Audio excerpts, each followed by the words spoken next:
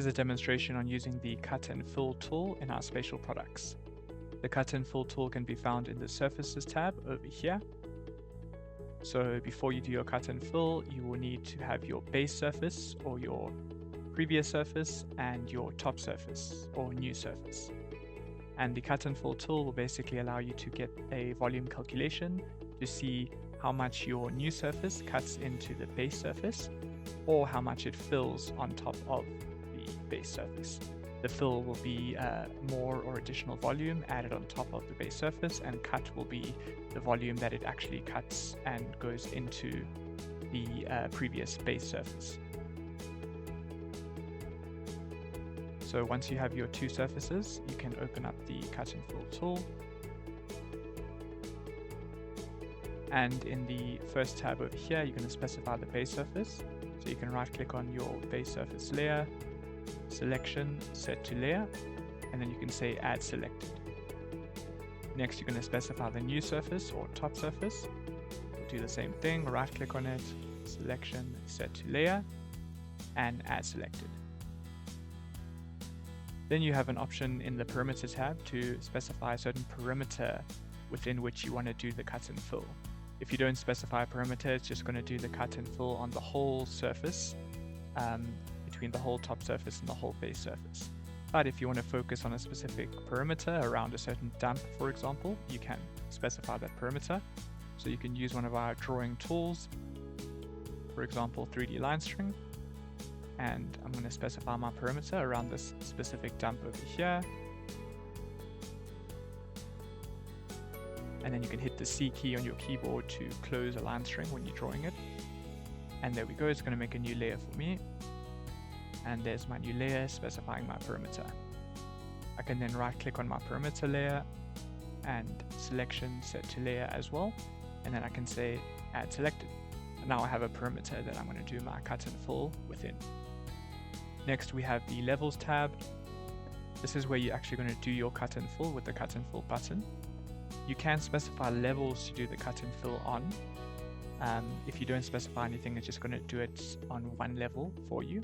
So I'm going to do the default for now and just say cut and fill. And there we go.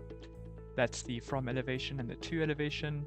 And calculated for that particular dump over here, there's a total cut of 7.9 cubic meters and a total fill of 6,200 cubic meters. If I wanted to do it on a certain number of levels and not just in one shot, I can specify that using the auto set button. And you can either choose the interval that you want to use, for example, going up by 2 meters, or you can choose a number of levels.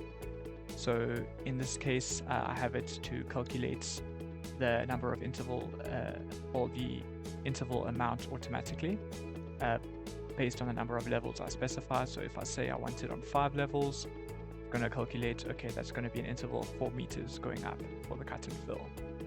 So in this example, I'm going to just set it to 2 levels. And that's going to give me an interval of 10 meters that it's going to go up by.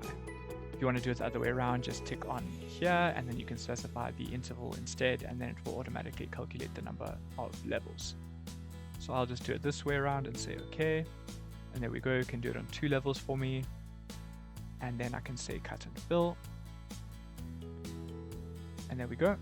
So you can actually see that with an interval of 10 meters, it didn't actually reach up to this second level, so I didn't need to specify that. And it just gives me the cut and fill on this one level. If I did it on more levels here, you will see a different result. So for example, let's say I want it on 5 levels instead, and now it's going to do an interval of 4 meters. Say okay. There are my 5 levels, and I'll say cut and fill.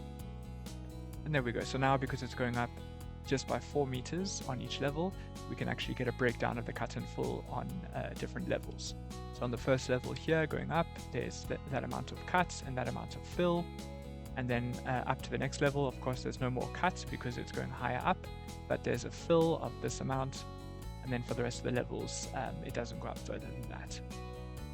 And that's how you can do it on levels if you want. Then finally, you can also make your cut and fill calculation more precise by changing the cell size over here. So the cell size is just the internal cell or grid block that our software uses when doing the volume calculation for the cut and fill, and a smaller cell size will just make that volume calculation more precise. So right now it's set to 10 meters by 10 meters, but if I want it more precise, I can change that to a smaller number.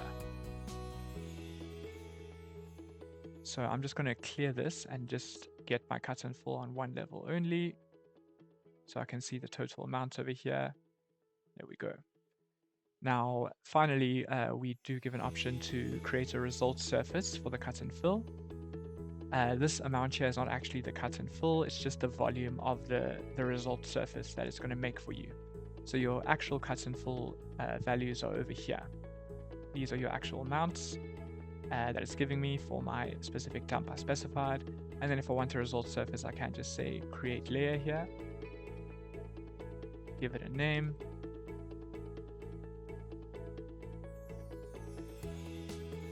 and there we go, it's made my result surface. If I tick off my other layers here, you'll see it. There it is.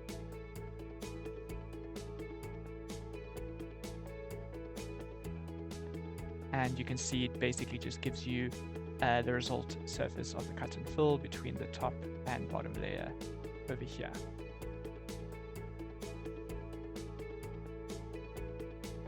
So this result surface is more for display purposes, just so you can get an idea of how it looks visually. But like I said, the actual amounts that you're going to want are in the levels tab over here, which gives you the actual volume of cut and the actual volume of fill. And that is how to use the cut and fill tool.